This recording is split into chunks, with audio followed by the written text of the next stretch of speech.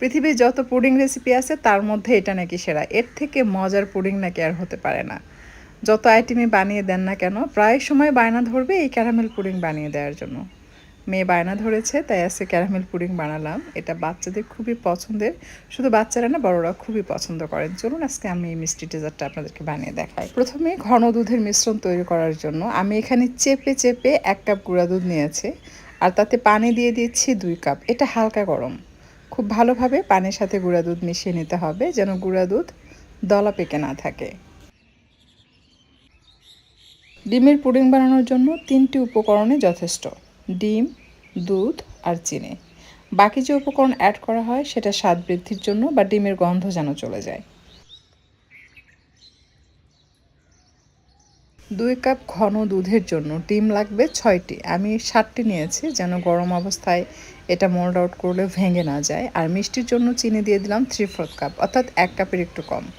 সামান্য লবণ দিয়ে দিচ্ছি এবং ফ্লেভারের জন্য দিয়ে দিচ্ছি মিল্ক এসেন্স 2 চা চামচ আর ভ্যানিলা এসেন্স দিয়ে দিচ্ছি 2.5 চা চামচের মতো। ভ্যানিলা এসেন্স এবং মিল্ক এসেন্স দেওয়ার ফলে এই ডিমের পুডিংয়ের মধ্যে ডিমের কোনো গন্ধ থাকবে না। আপনারা বানালেই বুঝতে পারবেন। দুধ চিনির সাথে খুব ভালোভাবে মিক্স করা হয়ে গেলে এটা ছেঁকে নিতে হবে। দুধের মিশ্রণ রেডি হয়ে গেলে ক্যারামেল তৈরি করতে হবে। আগেই ক্যারামেল তৈরি করে যদি বাটিতে সেট করে পরে ডিম দুধের মিশ্রণ তৈরি করতে যান, সেক্ষেত্রে কিন্তু ক্যারামেল শক্ত হয়ে চচ্চর করে ফেটে যায় বাটিতে। ক্যারামেল তৈরি করার জন্য 1/2 কাপের একটু কম চিনি নিয়েছি। চেষ্টা করবেন সাদা চিনি দিয়ে ক্যারামেল তৈরি করতে, এতে করে ক্যারামেলের এটা পাতলা হয়। লাল চিনি দিয়ে যদি করেন তাহলে ক্যারামেলটা বেশি ঘন হয়, তখন সেটা যখন আপনি বাটিতে ছড়াতে যাবেন ছড়াতে চায় না। ঠিক চিনি গলে গিয়ে এরকম কালার হলে সাথে সাথে চুলা বন্ধ করে দিবেন। এই পর্যায়ে চুলা ধরিয়ে রাখবেন না, তাহলে পুড়ে কালো হয়ে যাবে।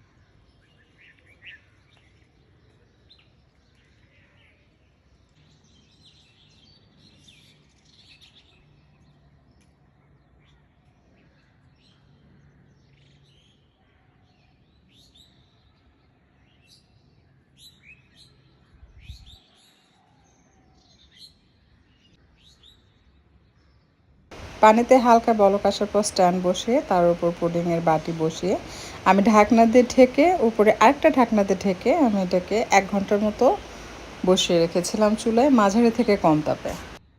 পুডিংয়ে যদি ডিমের পরিমাণ কম হয়, পুডিং মোল্ড আউট করলে পুডিং থেকে পানি ছাড়তে শুরু করে। আর যদি পুডিংয়ে ডিমের পরিমাণটা বেশি থাকে, তাহলে পুডিং থেকে পানি ছাড়তে পারে না।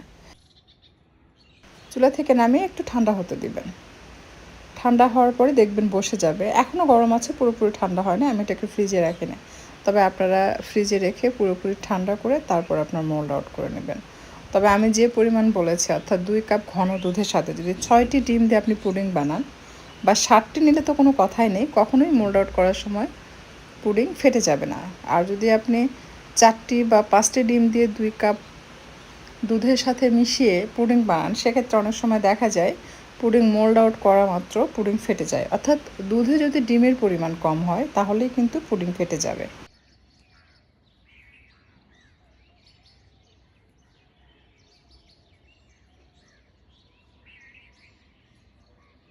পুডিং আমি আমার পছন্দ মতো এটাকে পিস পিস করে কেটে নিয়েছি। আসলে পুডিং এমন একটি ডেজার্ট আইটেম যেটা দেখলে জিভে পানি চলে আসে।